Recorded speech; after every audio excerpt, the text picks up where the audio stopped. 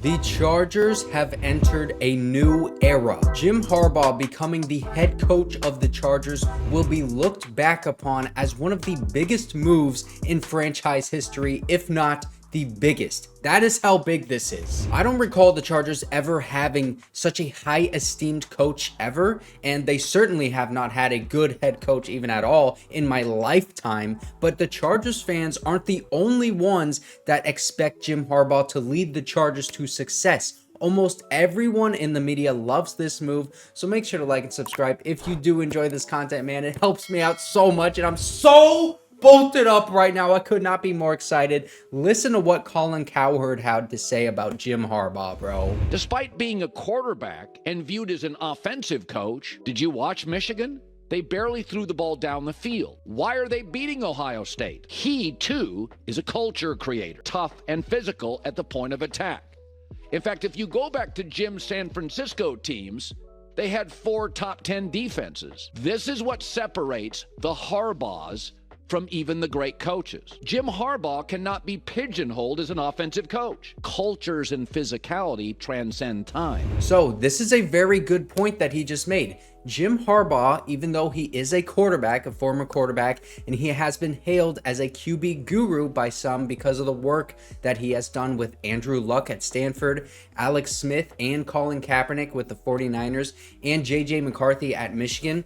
You got to remember, none of those guys were really highly skilled players or elite guys outside of Andrew Luck. Alex Smith was viewed as a terrible first-round pick for the Niners and a bust. And then Colin Kaepernick, he came in and just blew up the league, took the league by storm. You guys remember how good Colin Kaepernick was those first 2, maybe 3 years? He was a very good quarterback with Jim Harbaugh and Greg Roman as the offensive coordinator. But the main point here is he is not just an offensive coach, even though he has had that success with quarterbacks and being able to turn them around.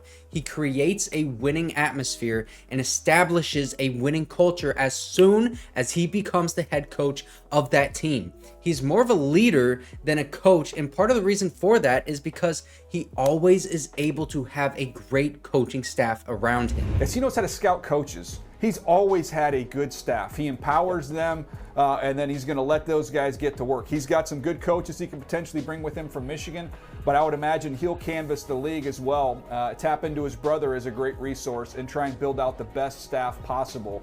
But make no mistake, the Chargers have an identity now. Jim Harbaugh brings an identity wherever he goes.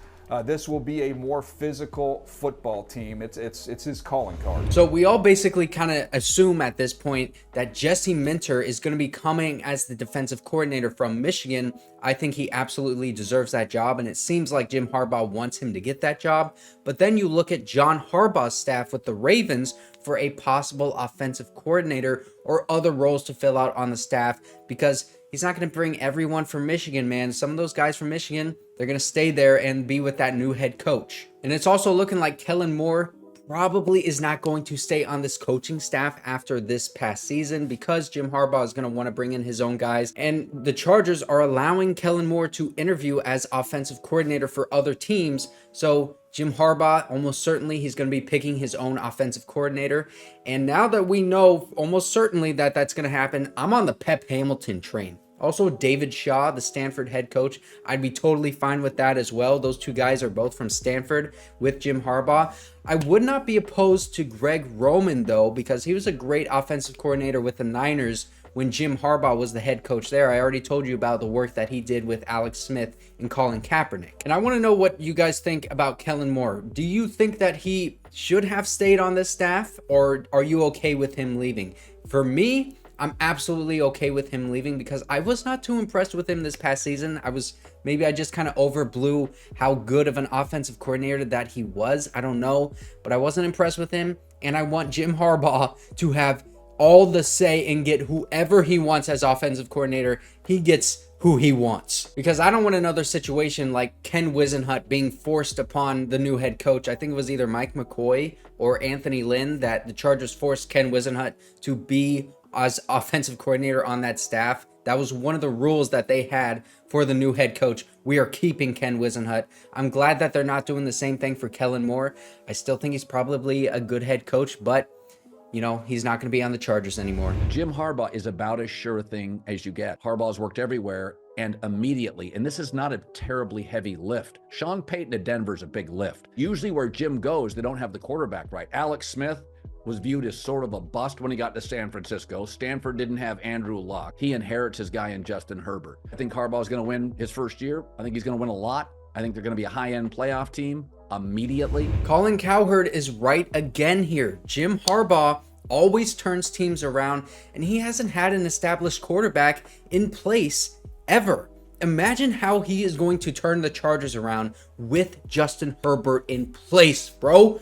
Here's an article from The Ringer that shows Stanford, the 49ers, and Michigan's record for the 5 years before Jim Harbaugh and then their record with him. You can see how much of a drastic difference he creates as a coach, and it's not because he's an X's and O's genius like Brandon Staley was thought to be, but it is because he is a football guy that the players love to play for. Also, on top of that, Jim Harbaugh's career win percentage is the highest in the NFL. So he is coming back into the NFL as the best coach in terms of win to loss record.